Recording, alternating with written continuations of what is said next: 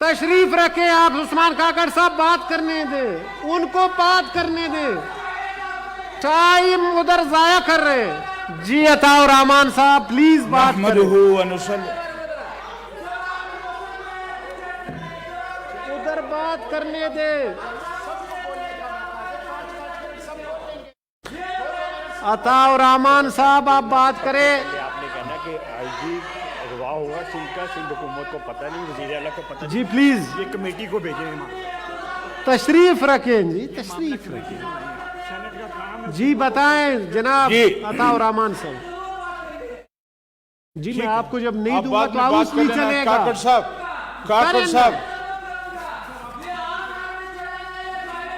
काकड़ साहब आप बाद में बात कर लेना,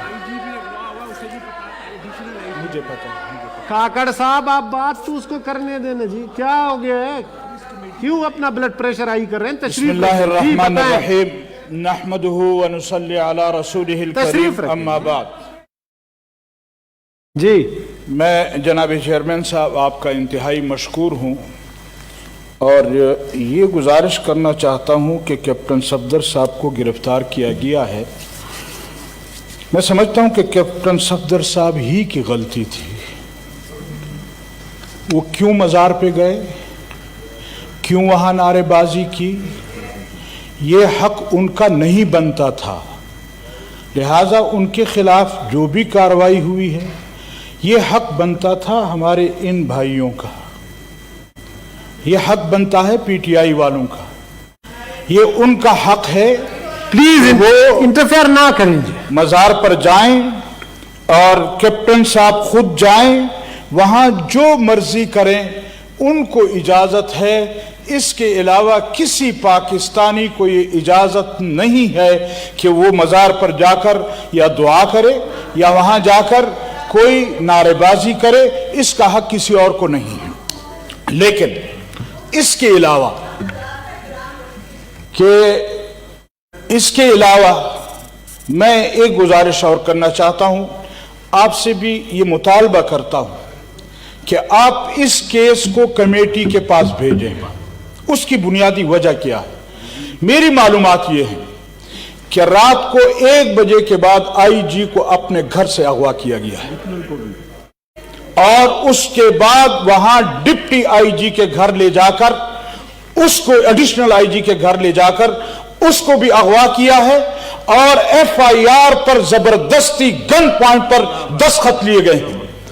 लिहाजा मैं मुतालबा करता हूं कि इस ऐवान से एक कमेटी को यह रेफर किया जाए कि क्यों ऐसा हुआ है और इसकी तहकीकात होनी चाहिए।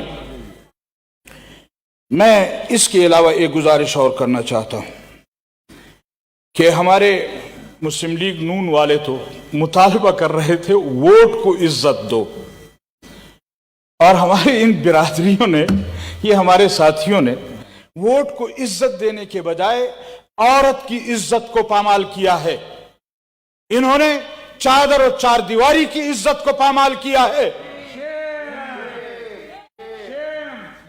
अगर एक कमरे के अंदर खातून मौजूद है, क्या पाकिस्तान का कोई कानून ऐसा नहीं है? और फिर यहां आकर बात करते हैं और कहते क्या हैं? वो कहते हैं कि बेवकूफ दोस्त से अक्लमंद दुश्मन अच्छा है। हम साबित नहीं कर रहे, ये खुद साबित कर रहे हैं कि फौज ये सियासत में मुलव्विस है और उन्होंने हमारा साथ दिया है और वो साथ दे रहे हैं।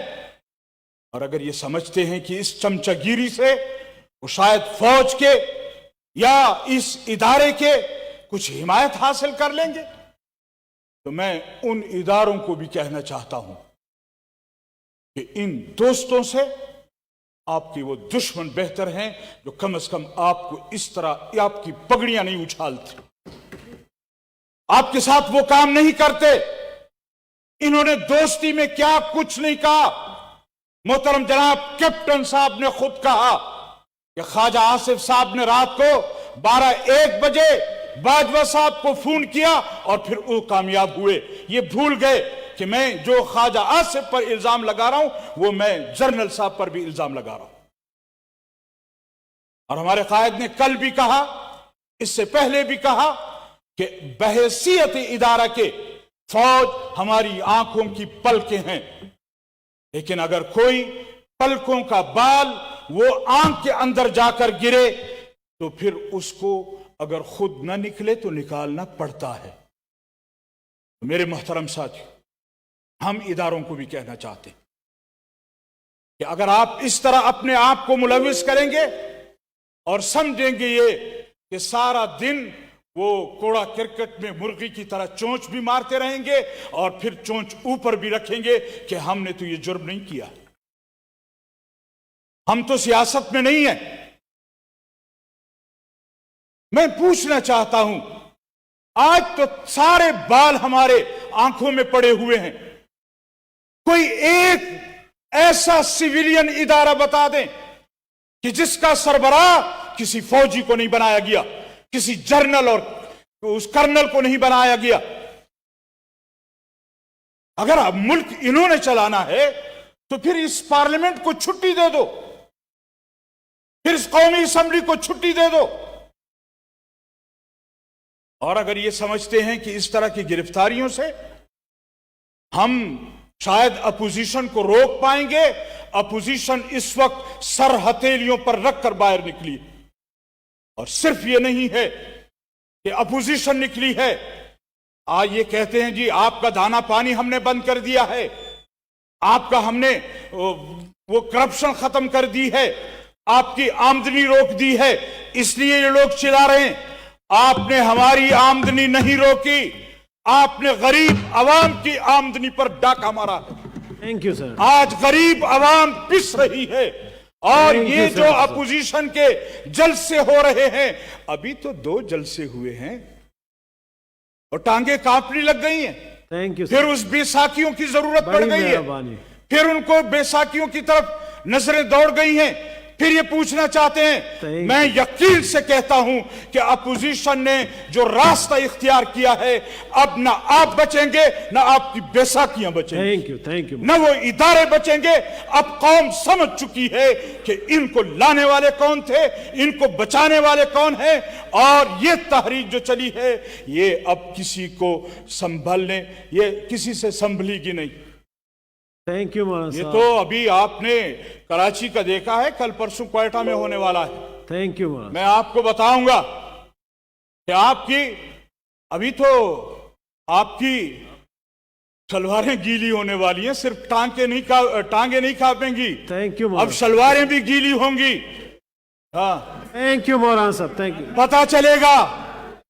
जनाब चेयरमैन साहब, थैंक यू। आप तशरीफ रखें ताकि बस अभी वाइंड अप करें मौलाना साहब, प्लीज। मैं वाइंड अप कर रहा हूं, लेकिन मैं इन हजरात को भी कहना चाहता हूं कि इब्तिदाए इश्क कहर होता है क्या, इब्तिदाए इश्क कहर होता है क्या, आगे आगे देखिए होता है क्या। Thank you.